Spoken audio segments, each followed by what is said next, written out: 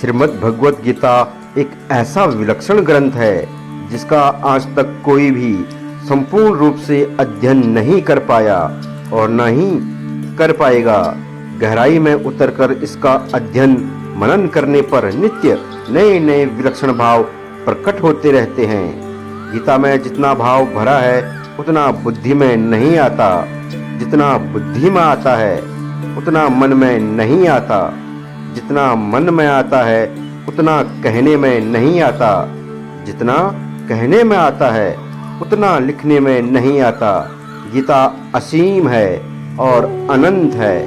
इस वीडियो में हम अध्याय 2 श्लोक 48 की व्याख्या करते हैं, जहां भगवान श्री कृष्ण अर्जुन को कर्म योग का ज्ञान प्रदान करते हैं और जीवन के संतुलन पर अमूल्य ज्ञान प्रदान करते हैं। जानिए इस प्राचीन श्लोक का गहरा अर्थ और कैसे ये हमारी आधुनिक जीवन शैली में भी लागू होते हैं।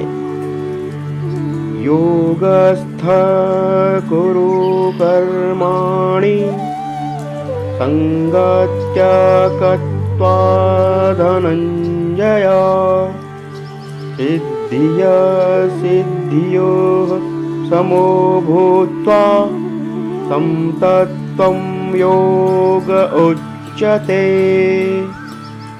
भगवान श्री कृष्ण अर्जुन को कर्म योग का ज्ञान देते हैं। भगवान कहते हैं, हे अर्जुन, सफलता और असफलता की आसक्ति को त्याग कर अपने कर्तव्य पालन में दृढ़ रहो। ऐसी समता को योग कहते हैं।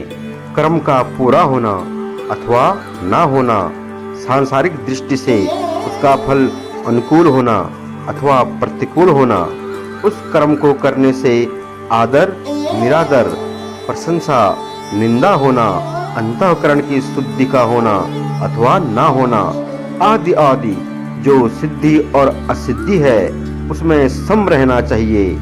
कर्मयोगी की इतनी समता अथवा निष्काम भाव होना चाहिए कि कर्मों की पूर्ति हो चाहे ना हो, फल की प्राप्ति हो चाहे ना हो, अपनी मुक्ति हो चाहे ना हो, मुझे तो केवल कर्तव्य कर्म करना है। वह संभाव जो हमें सभी परिस्थितियों को शांतिपूर्वक स्वीकार करने में सक्षम बनाता है, इतना प्रशंसनीय है कि भगवान श्री कृष्ण इसे कर्मयोग कहते हैं। जब हम समझ जाते हैं कि प्रयास हमारे हाथ में है, परिणाम नहीं, तो हम केवल अपने कर्तव्य को करने में ही ध्यान लगाते हैं, परिणाम भगवान के हाथ में छोड़ देते हैं। इसलिए हम अपने पूरे कर्मों को प्रभु को समर्पित करते हैं। अब यदि परिणाम हमारी अपेक्षा के अनुरूप नहीं है तो हम उन्हें भगवान की इच्छा मानकर शांतिपूर्वक स्वीकार करते हैं। इस प्रकार हम यश और अपयश, सफलता और असफलता, सुख और दुख को प्रभु की इच्छा के रूप में स्वीकार करने में सक्षम हो जाते हैं। और जब हम दोनों को समान रूप से स्वीकार करना सीख जाते हैं तो हम वह समभाव विकसित कर लेते हैं जिसके बारे में भगवान श्री कृष्ण कहते हैं।